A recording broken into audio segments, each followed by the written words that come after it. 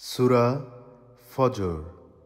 শুরু করছি পরম করুণাময় অসীম দয়ালু আল্লাহ তাআলার নামে। শপথ ফজরের, শপথ 10 রাত্রির, শপথ তার যা জোর যা বিজোড়, এবং শপথ রাত্রির যখন তা গত হতে থাকে। এর মধ্যে আছে শপথ জ্ঞানী ব্যক্তির জন্যে।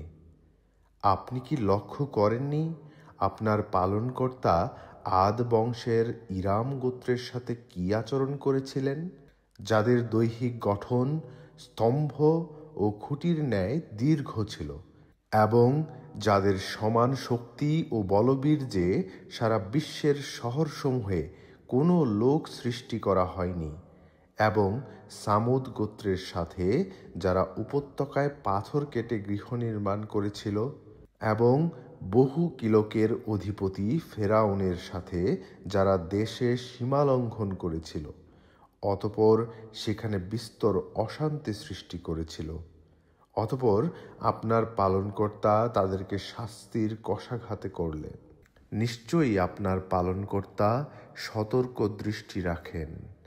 মানুষ এরূপ যে, যখন তার পালনকর্তা তাকে পরীক্ষা করেন অতঃপর সম্মান ও অনুগ্রহ দান করেন, তখন বলে, আমার পালনকর্তা আমাকে সম্মান দান করেছেন, এবং যখন তাকে পরীক্ষা করেন অতঃপর রিজিক সংকুচিত করে দেন, তখন বলে, আমার পালনকর্তা আমাকে হেয় করেছেন।